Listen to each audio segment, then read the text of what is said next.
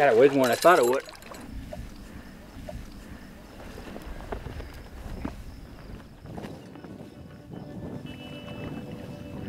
I think sometimes there's a tendency to try to separate humans and the environment or nature and culture, but really these things are very deeply intertwined.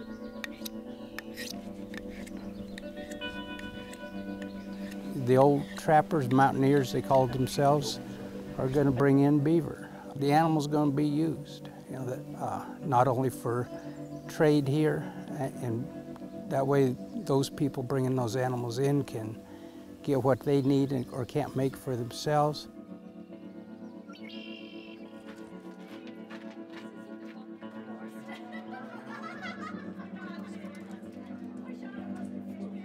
The fort itself, Bensville Fort, when it was constructed about 1833, or at least open for business, was located on the mountain branch of the Santa Fe Trail.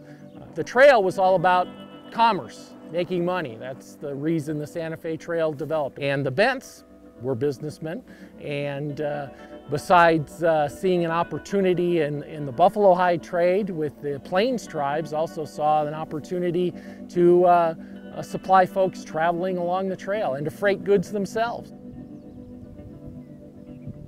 The natural resources found here, the native prairie grasses, supported millions of buffalo.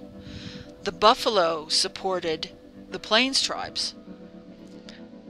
The tribes then traded buffalo hides for material goods that made their lives easier.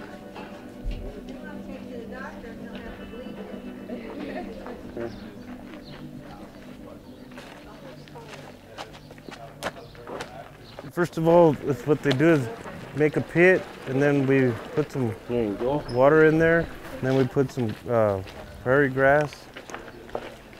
As you make sure it gets down to all the corners and all that good stuff so that you have a nice square block. Within probably three days, you would turn them on their side so that they dry. And then they'll continue, you stack them on their side like that over there also. And then you could pick them up probably within 7 days.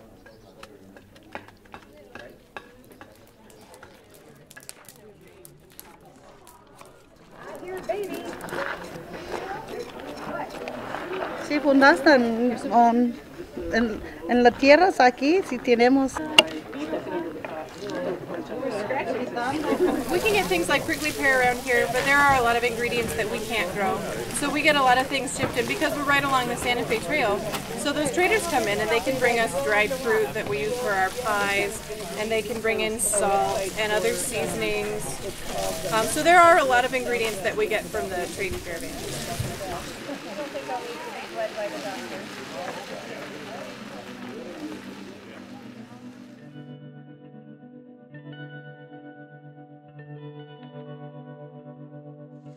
Visitors love Bent's Fort. They have an opportunity to get transported back in time, and that's really how they feel about it.